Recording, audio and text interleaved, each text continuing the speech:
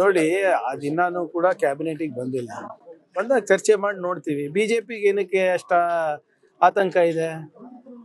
ಅವರು ಜಾತಿ ಗಣತಿ ಮಾಡ್ಬೇಕಂದ್ರೆ ಫಸ್ಟ್ ಎಲ್ಲ ಬಿಜೆಪಿ ರೂಲ್ ಸ್ಟೇಟ್ಸ್ ನಲ್ಲಿ ಮಾಡಿ, ಗುಜರಾತ್ ಅಲ್ಲಿ ಮಾಡಿ, MP ನಲ್ಲಿ ಮಾಡಿ, ಉತ್ತರ ಪ್ರದೇಶನಲ್ಲಿ ಮಾಡಿ, ದೇಶಾದ್ಯಂತ ಮಾಡಿ, ಜಿತ್ನಿ ಆಬಾದಿ ಉತ್ನಾ ಹಕ್ ಅಂದ್ಬಿಟ್ಟು ಏನು ಸ್ಲೋಗನ್ಗಳಿಗೆ ಅವರು ಕೂಡ ಬೆಂಬಲಿಸ್ತಾ ಇದ್ದಾರೆ. ಒಳ್ಳೇದೇ, ಫಸ್ಟ್ ಅಲ್ಲಿ ಮಾಡ್ಬಿಟ್ಟು ನಮ್ಗೆ ಉಪದೇಶ ಮಾಡಕ್ ಹೇಳಿ.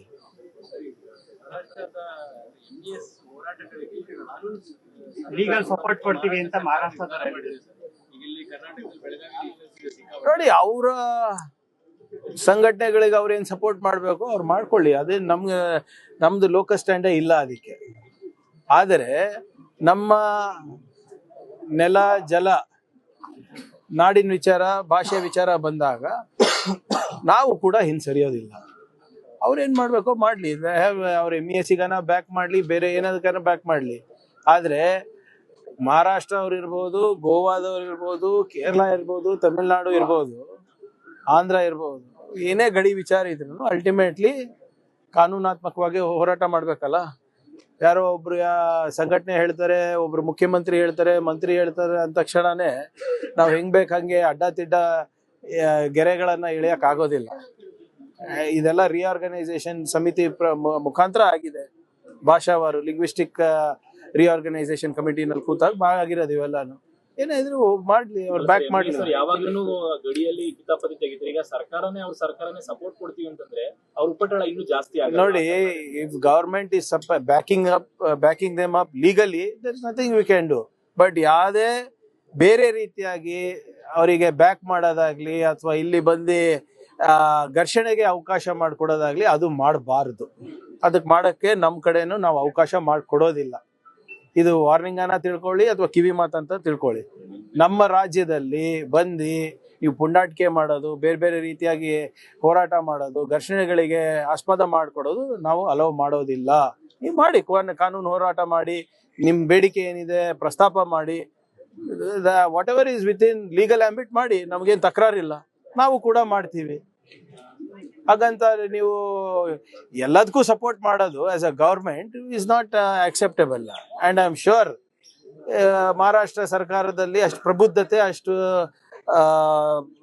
ಪ್ರಜ್ಞೆ ಇದೆ ಅಂತ ನಾನು ಭಾವಿಸ್ತಾ ಇದ್ದೀನಿ. ಅಶೋಕ್ ಅವರು ಪತ್ರ ಬರೆದಿದ್ದಾರೆ, ರೈತರ ಸಾಲ ಮನ್ನಾ ಮಾಡಿ 50,000 ಎಷ್ಟು ಸಾಲ ಇದೆ 50,000 ಕೆಳಗಡೆ ಮಾಡಕ್ ಹೇಳಿ. ಪ್ರಧಾನ ಮಂತ್ರಿ ಕೂಡ ಕೇಳಿ, ಯಾರು ಬೇಡ ಅಂದಿದ್ರು. ಹೌದು ಸರ್, ನಾವೇ ಈಗ VBG ಗ್ರಾಮ್ಜಿನೂ ನಾವೇ ಮಾಡಬೇಕು. ಕೇಂದ್ರ ಪುರಸ್ಕೃತ ಕಾರ್ಯಕ್ರಮಗಳು ಯಾವ್ದು ಮೋದಿ ಅವರ ಹೆಸರಿದೆ ಅದಕ್ಕೆಲ್ಲಾನು ನಾವೇ ದುಡ್ಡು ಕೊಡ್ಬೇಕು. ಜಲ್ ಜೀವನ್ ಮಿಷನ್ಗೂ ನಾವೇ ದುಡ್ಡು ಕೊಡ್ಬೇಕು. ರೈತರ ಸಾಲನು ಮನ್ನಾ ಮಾಡ್ಬೇಕು ಅಂದ್ರೆ ಮಾಡೋಣ. ಇವ್ರು ಏನ್ ಮಾಡ್ತಾ ಇದ್ದಾರೆ? What is the state governments responsibility versus the central governments responsibility? ಇದೇ ಅಶೋಕ್ ಅಣ್ಣಂಗ್ ನೆನಪಿಸ್ತೀನಿ. ಯಡಿಯೂರಪ್ಪ ಅವರು ಮೇಲ್ಮನೆಯಲ್ಲಿ ಸಾಲ ಮನ್ನಾ ಮಾಡಿ ಅಂತ ಪ್ರಸ್ತಾಪನೆ ಮಾಡಿದಾಗ ಉಗ್ರಪ್ಪ ಅವರು ಏನಂದಿದ್ರು, ನನ್ಗೆ ನೋಟ್ ಛಪಾಸ ಮಿಷಿನ್ ಇದೆಯಾ, ಸಾಲ ಮನ್ನಾ ಮಾಡ್ಲಿಕ್ಕೆ ಆಗಲ್ಲ, ನನ್ನ ಹತ್ರ ಏನ್ ಪ್ರಿಂಟಿಂಗ್ ಪ್ರೆಸ್ ಇಟ್ಕೊಂಡಿದ್ದೇನ ದುಡ್ಡಿಂದು ಅಂತ ಹೇಳಿದ್ರು. ಅವಾಗ ಅವ್ರದೇ ಸರ್ಕಾರ ಇತ್ತಲ್ಲ. ಬಹಳ ಸ್ಪಷ್ಟವಾಗಿ ಮುಖ್ಯಮಂತ್ರಿಗಳು ಏನ್ ಹೇಳಿದ್ದಾರೆ, ಇನ್ನ ಈಗ ಗ್ರೌಂಡ್ ಟ್ರೂತಿಂಗ್ ಆಗ್ಬೇಕು, ವರದಿಗಳನ್ನ ಸಲ್ಲಿಸ್ಬೇಕು, ದತ್ತಾಂಶಗಳು ಬರಬೇಕು, ಅದಾದ್ಮೇಲೆ ನಾವು ನೋಡ್ತೀವಿ. ಈಗ ಸಾಲ ಮನ್ನಾ ಮಾಡ್ಬೇಕು ಅಂದ್ರೆ ಮಾಡೋಣ, ಬೇಡ ಯಾರಂತ ಇದ್ದಾರೆ. ಆದ್ರೆ ನಿಮ್ ಸಹಕಾರ ಏನಿದೆ, ಅದಕ್ಕೆ ನಿಮ್ ಕೊಡುಗೆ ಏನಿದೆ? ಕೇಂದ್ರ ಸರ್ಕಾರದವರು ಮತ್ತೆ ನಿಮ್ MP ಏನ್ ಮಾಡ್ತಾ ಇದ್ದಾರೆ? ಬರೇ ಮನ್ ಕಿ ಬಾತ್ ಕೇಳಕ್ಕಿರೋದ ನೀವು? ನಾವು ಬಹಳ ಸ್ಪಷ್ಟವಾಗಿ ಮತ್ತೊಮ್ಮೆ ಹೇಳಲಿಕ್ಕೆ ಇಚ್ಛಾ ಪಡ್ತಾ ಇದ್ದೀನಿ. ಮಾನ್ಯ ಮುಖ್ಯಮಂತ್ರಿಗಳು ಎಲ್ಲ ರೀಜನಲ್ ಹೆಡ್ ಕ್ವಾರ್ಟರ್ಸ್ಗೆ ಹೋಗ್ತಾ ಇದ್ದಾರೆ. ಬರ ಪರಿಸ್ಥಿತಿಯನ್ನ ಹೇಗೆ ನಿರ್ವಹಣೆ ಮಾಡ್ಬೇಕಂತ ಸಲಹೆ ಪಡಿತಾ ಇದ್ದಾರೆ, ವರದಿ ಪಡಿತಾ ಇದ್ದಾರೆ. ಅದ ಏನ್ ಕೇಂದ್ರ ಸರ್ಕಾರದ ಮಾನದಂಡದ ಪ್ರಕಾರ ಡ್ರಾಟ್ ಡಿಕ್ಲೇರ್ ಆಗ್ಬೇಕಾಗಿದೆ. ಅದಕ್ಕೆ ಏನೇನ್ ಬೇಕು ವರದಿಯನ್ನ ಸಿದ್ಧಪಡಿಸ್ತಾ ಇದ್ದಾರೆ. ಅದಾದ್ಮೇಲೆ ತಾನೇ ಇವೆಲ್ಲಾನು. ಮತ್ತೆ ಡ್ರಾಟ್ ಡಿಕ್ಲೇರ್ ಮಾಡಕ್ ಹೇಳಿ ಕೇಂದ್ರ ಸರ್ಕಾರಕ್ಕೆ. ಯಾಕೆ ವಿಳಂಬ ಮಾಡ್ತಾ ಇದೆ? ನಮಗ ಪ್ರವಚನ ನೀಡೋದ್ ಬಿಟ್ಟು ಅಶೋಕ್ ಅವ್ರಿರ್ಬೋದು, ವಿಜೇಂದ್ರ ಅವ್ರಿರ್ಬೋದು, ಕೇಂದ್ರ ಸರ್ಕಾರಕ್ಕೆ ಪತ್ರ ಬರೀಲಿ. ಮಾನವೀಯತೆ ದೃಷ್ಟಿಯಿಂದ ತುರ್ತಾಗಿ ನೀವು ನಿಯಮಗಳನ್ನ ಸರಳೀಕರಣ ಮಾಡಿ, ಸಡಲ್ಗೊಳಿಸಿ ಬರೋದು ಡಿಕ್ಲೇರ್ ಮಾಡಕ್ ಹೇಳಿ. Sir, after the NEET exam, Rahul Gandhi attack on the net. Sir ನಿನ್ನೆ ಕೆಲವೊಂದು ಜನ ಶಾಸಕರು ಡಿನ್ನರ್ ಮೀಟಿಂಗ್ ಮಾಡಿದ್ದಾರೆ. ಕ್ಯಾಬಿನೆಟ್ ಎಕ್ಸ್ಪಾನ್ಷನ್ ಆಗೋ ಸಂದರ್ಭದಲ್ಲೇನೆ ಒಕ್ಕಲಿಗ ನಾಯಕರು ಅಷ್ಟು ಜನ ನಿನ್ನೆ ಡಿನ್ನರ್ ಸೇರಿದ್ದಾರೆ. ಈಗ ಸೇರ್ಬಾರ್ದಂತ ಏನಪ್ಪ, ಊಟ ಮಾಡಕ್ಕೂ ನಿರ್ಬಂಧ ಇದೆ ಅಲ್ರಿ ನಿಮ್ದು. ಈಗ ನಾವು ಒಂದಿಬ್ರು ಮೂರು ಜನ ಕಾಫಿ ಕುಡಿಯಕ್ ಹೋದ್ರು ಅದನ್ನು ನೀವು ಸಂಘಟಿತರಾಗ್ತಾ ಇದ್ದಾರೆ ಹೈಕಮಾಂಡ್ ವಿರುದ್ಧ ಅಂತ ನೀವು ಬ್ರೇಕಿಂಗ್ ಹಾಕ್ಬಿಟ್ರೆ ನಾ ಏನ್ ಮಾಡ್ಲಿ. ಮೊನ್ನೆ ಡೆಲ್ಲಿಗೆ ಹೋಗಿದ್ದೆ ನಾನು, ಮನೆಗೆ ಹೋಗಿದ್ದೆ, ಅಂದ್ರೆ ಖರ್ಗೆ ಸಾಹೇಬ್ರ ಮನೆಗೆ ಡೆಲ್ಲಿನಲ್ಲಿ. Breaking news, Priyank Kharge AICC ಅಧ್ಯಕ್ಷರ ಮನೆಗೆ ಹೋಗ್ತಾ ಇದ್ದಾರೆ ಅಂತ. ಈಗ ಇರೋದು ಅಲ್ಲೇ ಅಲ್ವಾ, ಈಗ ನಾನು ಏನ್ ಮಾಡಕ್ಕಾಗ್ತದೆ ಹಿಂಗೆಲ್ಲ ನೀವು. ಇಲ್ಲ, ಅದೇ ಹೇಳ್ತಾ ಇರೋದು, ಅದು ಬ್ರೇಕಿಂಗು. ಎಲ್ಲಿ ನಿಮ್ಮ ಇವರೇ ಏನಿದವ್ರೆ ಹಾಕಿದ್ದು ಏನ, ಅದು ಹಿಂದಿ ಇಂಗ್ಲಿಷ್ ನಲ್ಲೆಲ್ಲ breaking. Priyank Kharge visits mister Mallikarjun Kharge house ಅಂತೆ. ಅರೆ ನಮ್ ತಂದೆ ಅವರೇ ಇದಾರೆ, ಅವ್ರು ನಮ್ಮ ಮನೆಗೆ ಅಲ್ಲೇ ಇರೋದು ನಾನು ವಾಸ. Based on the position, sir. That news is based on position. The position you are taking. ನೋಡಿ ನೋಡಿ, ಬಹಳ ಸ್ಪಷ್ಟವಾಗಿ ಇದ್ರದ್ದು ಕೂಡ ಮಾನ್ಯ ಮುಖ್ಯಮಂತ್ರಿಗಳು ಹೇಳಿದ್ದಾರೆ.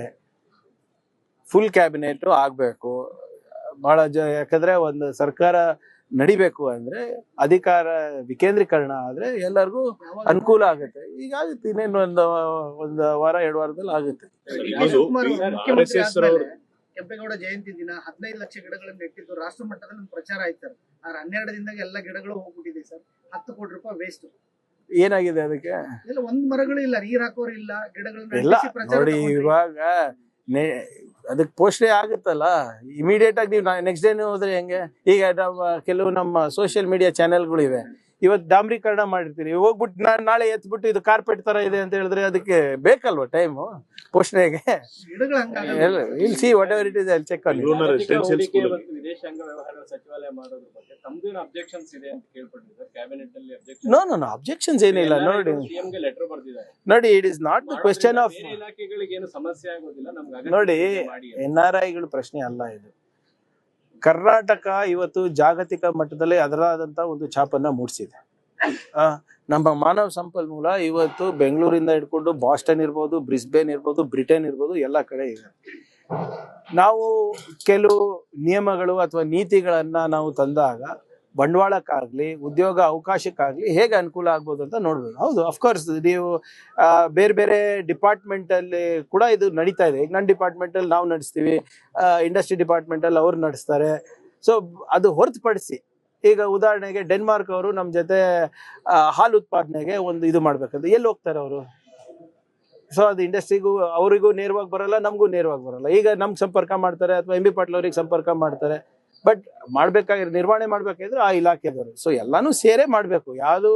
ಯಾವ ಇಲಾಖೆಯ ಅಧಿಕಾರನು ಕಸ್ಕೋತಾ ಇಲ್ಲ, ಅಥವಾ ಯಾವ ಇಲಾಖೆಯ ಒಂದು ಶಿಷ್ಟಾಚಾರ ಇರ್ಬೋದು ಅಥವಾ ನೀತಿಗಳ ಮೇಲೆ ಕೂಡ ಟ್ರಾಂಪಲ್ ಆಗ್ಲಾರ್ದಂಗೆ ನಾವು ಮಾಡ್ತೀವಿ.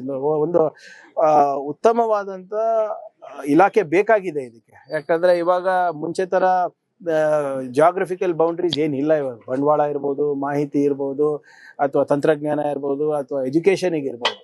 ಸೊ ಒಂದು ವ್ಯವಸ್ಥಿತ, ಅದು ಯಾರೇ ಇರಲಿ, ಈಗ ಸರ್ಕಾರ ನಮ್ದಿದೆ, ನಾನು ಅವ್ರ ಜೊತೆ ಸಂಪರ್ಕ ಇಟ್ಕೊಂಡಿದ್ದೀನಿ ಬೇರೆ ಬೇರೆ ರಾಯಭಾರಿಗಳ ಜೊತೆ. ಆದ್ರೆ ನಾನು ಹೋದ್ಮೇಲೆ ಏನಾಗುತ್ತೆ, ಬೇರೆ ಸರ್ಕಾರ ಬಂದಾಗ ಇದು